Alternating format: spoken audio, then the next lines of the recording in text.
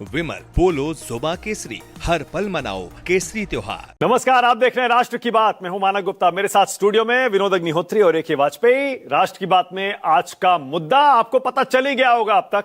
एक बार फिर से बंगाल में एसआईआर को लेकर ममता बनर्जी का बढ़ता हुआ विरोध। ममता बनर्जी सड़कों पर उतरी हुई है, एक के बाद एक इलेक्शन कमीशन को चिट्ठियां लिख रही है। कभी कोई मांग करती हैं, कभी एसआईआर का विरोध करती हैं, उसे रोकने की मांग करती हैं और सड़कों पर उतरकर बार बार सीधे केंद्र सरकार को और चुनाव आयोग को चुनौती दे रही हैं। आज एक बार फिर से ममता बनर्जी ने बीजेपी को चुनौती देते हुए कहा कि मुझे मेरे खेल में नहीं हरा पाओगे। अगर बंगाल में मुझे ज्यादा तंग किया तो पूरे देश में बीजेपी की नींव हिला दूंगी।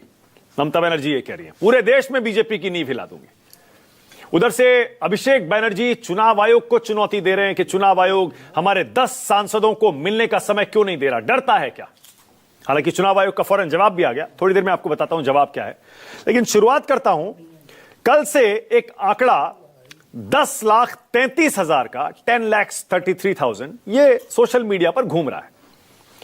दरअसल हुआ यह है कि बंगाल में एसआईआर की प्रक्रिया, फॉर्म बांटना और उनका जमा होना काफी हद तक पूरा हो गया है। अब कहा यह जा रहा है कि इसमें से 10,33,000 फॉर्म वापस जमा नहीं हुए। कुल मिलाकर फॉर्म बांटे गए 7,64,00,000, विच इज 99.75%, यानी 99.75% फॉर्म बांटे जा चुके हैं। इनमें से 10 लाख वापस नहीं आए। अब यह कुल फॉर्म का 1.35% होता है जो वापस नहीं आए। अब चुनाव आयोग कह रहा है ये जो 10,33,000 फॉर्म है, ऐसा लगता है कि ये नाम वोटर लिस्ट में शामिल नहीं किए जाएंगे। इसमें से 6.5 लाख ऐसे हैं जिनकी मृत्यु हो चुकी है और बाकी ऐसे हैं जो या तो डुप्लीकेट थे या शिफ्ट हो गए या फिर फर्जी थे। अब कुल मिलाकर जो फॉर्म डिजिटाइज हुए हैं, अपलोड हुए हैं, वो हैं 4,55,00,000, यानी कि 55.98%, यानी 99.75% फॉर्म बांटे जा चुके हैं। अब उसमें से जो जमा नहीं हुए वो सिर्फ 1.35% हैं, बाकी सारे फॉर्म आ चुके हैं। और जो डिजिटाइज हुए हैं, अपलोड हुए हैं, वो हैं 4,55,00,000, यानी कि 55.98%।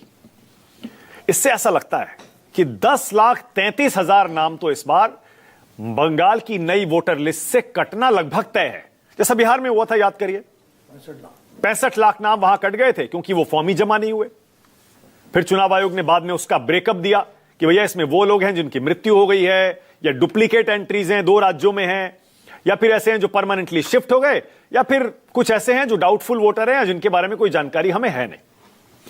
अनकलेक्टेबल फॉर्म्स इन 10,33,000 को इलेक्शन कमीशन बता रहा है कि हमने फॉर्म तो दिए थे, लेकिन जब कलेक्ट करने हम गए तो घर पर हमें कोई मिला नहीं।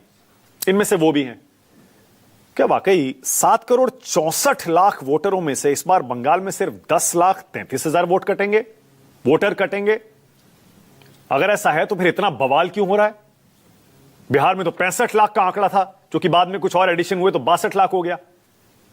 सिर्फ 10 लाख वोटरों पर इतना बवाल, या फिर अभी और नाम कटना बाकी है? दरअसल ममता बनर्जी की आज की आपको सड़क मार्च की कुछ तस्वीरें दिखाता हूं। ममता बनर्जी आज एक बार फिर फील्ड में थी, सड़कों पर थी, मतुआ समुदाय के बीच थी। और ममता बनर्जी ने आज बीजेपी और चुनाव आयोग पर नया हमला बोला। सैकड़ों लोग, हजारों लोग बल्कि सड़कों पर ममता बनर्जी के साथ भी दिखाई दिए। ममता ने, जैसा मैंने कहा ना, उन्होंने कहा बीजेपी से बार बार कहती हूं मेरे साथ खेलने की कोशिश मत करो, चाहे जितनी एजेंसियां लगा दो, चाहे पूरी केंद्र सरकार की ताकत लगा दो, मेरे साथ नहीं खेल पाओगे, मेरे खेल में मुझे नहीं हरा पाओगे।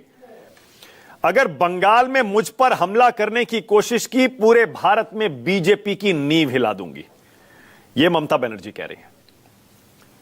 अब जरा आपको एक और आंकड़ा बताता हूं। 10,33,000 अगर बंगाल में कट सकते हैं। कल ही अखिलेश यादव ने दावा किया था कि उत्तर प्रदेश में 2 करोड़ वोट कट जाएंगे। हमने इस पर डिबेट भी की थी और उन्होंने कहा था कि एसआईआर को 3 महीने और बढ़ाया जाए लोगों को तो और समय दिया जाए ताकि नाम ना कटे, क्योंकि चुनाव आयोग कह रहा है 100% फॉर्म बांट दिए, जबकि आधे मतदाताओं तक अभी तक एन्यूमरेशन फॉर्म पहुंचे ही नहीं है। बीएलओस को, बीएलएस को किसी को ट्रेनिंग नहीं दी गई है। बिना तैयारी के ये चुनाव आयोग ये सब करवा रहा है एसआईआर, और 2 करोड़ वोटर कट जाएंगे। लेकिन बंगाल का ये आंकड़ा वाकई 10,33,000 क्या बस? ममता बनर्जी क्या कह रही हैं जरा और देखिए। ममता बनर्जी आज, जैसा मैंने अभी दिखाया, मतुआ समुदाय के बीच थी, सड़क पर भी उतरी। वो कह रही हैं बिहार चुनाव में एसआईआर का ही नतीजा देखने को मिला। वो सीधे सीधे कह रही हैं बिहार एनडीए जीता, एसआईआर की वजह से जीता है। विपक्ष बिहार में भाजपा के खेल को भांप नहीं पाया। क्या भाजपा शासित राज्यों में एसआईआर का मतलब है केंद्र स्वीकार करता है कि वहां घुसपैठिए मौजूद हैं? फिर वो कहती हैं चुनाव आयोग अब निष्पक्ष संस्था नहीं रहा, वो भाजपा आयोग बन गया है। अगर एसआईआर आप 2-3 साल में कराते, आराम आराम से कराते, समय देते लोगों को, तो हम हर संभव संसाधन से इसका समर्थन भी करते। लेकिन आप जल्दबाजी में करवा रहे हैं, इसीलिए हम इसका समर्थन नहीं कर सकते। उधर से अभिषेक बनर्जी चुनाव आयोग को चुनौती दे रहे हैं। अभिषेक बनर्जी एक्स पर लिखते हैं 10 सांसदों के प्रतिनिधि मंडल के लिए समय मांगा गया। वे भारत की जनता द्वारा चुने गए प्रतिनिधि हैं, जबकि सीईसी और ईसी भारत सरकार नियुक्त करती है। ईसी को पारदर्शी, सौहार्दपूर्ण दिखाने वाली यह चुनिंदा लीक दरअसल एक सुनियोजित दिखावा है। अगर ईसी सच में पारदर्शी है तो 10 सांसदों से मिलने में डर क्यों है? खुले मंच पर बैठक कीजिए, लाइव प्रसारण उसका कर दीजिए। टीएमसी 5 सवाल पूछेगी, उन वैध प्रश्नों का उत्तर दीजिए। क्या अपनी पारदर्शिता आप साबित करेंगे या फिर बंद दरवाजों के पीछे ही काम करते रहेंगे? उधर से ममता बनर्जी, इधर से अभिषेक बनर्जी। लेकिन चुनाव आयोग ने फौरन टीएमसी के नेताओं को बैठक के लिए बुला लिया। इलेक्शन कमीशन ने 28 नवंबर को टीएमसी के प्रतिनिधि मंडल को मिलने का समय दे दिया है। अधिकृत प्रतिनिधि के साथ अन्य 4 सदस्य भी शामिल हो सकते हैं।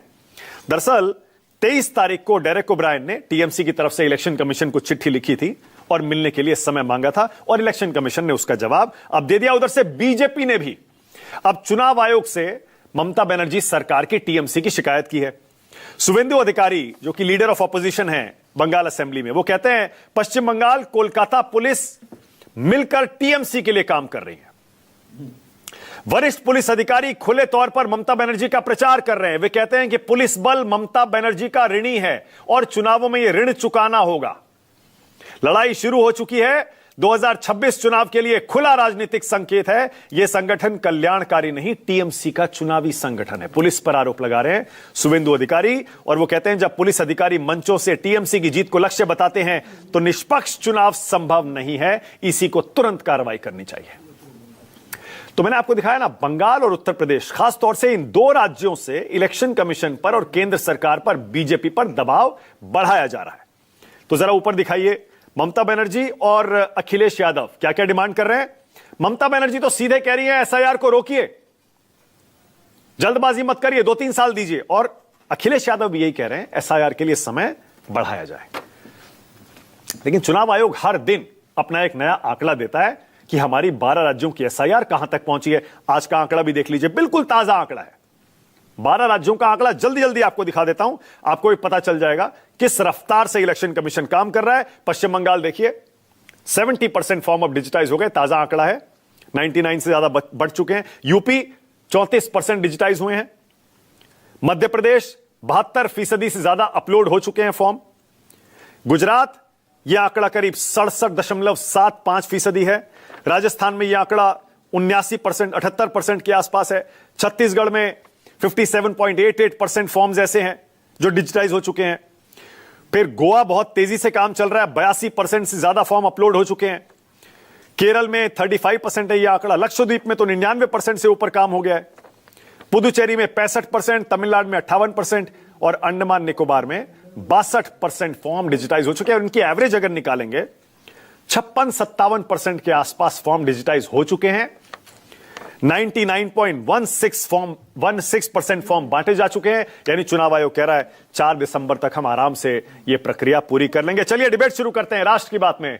अब आज का सवाल आपकी स्क्रीन पर आ रहा है। आज का मेरा पहला सवाल, क्या पश्चिम बंगाल में कटेंगे सिर्फ 10 लाख वोट? और अगर ऐसा है तो इतना बवाल क्यों? और दूसरा सवाल, ममता ने कौन से खेल का दिया है बीजेपी को चैलेंज, जो कह रही है मेरे खेल में मुझे नहीं हरा पाओगे?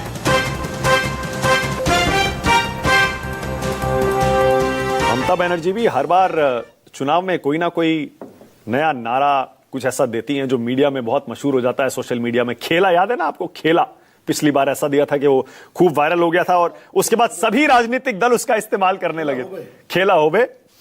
राष्ट्र की बात में आज मेरे साथ बीजेपी से शहजाद पूनावाला, कांग्रेस की तरफ से सुरेंद्र राजपूत, शुभंकर भट्टाचार्य बोलेंगे पॉलिटिकल एनालिस्ट के तौर पर, टीएमसी की आवाज बुलंद करते हैं। अमित जमई आ गए मेरे साथ समाजवादी पार्टी से।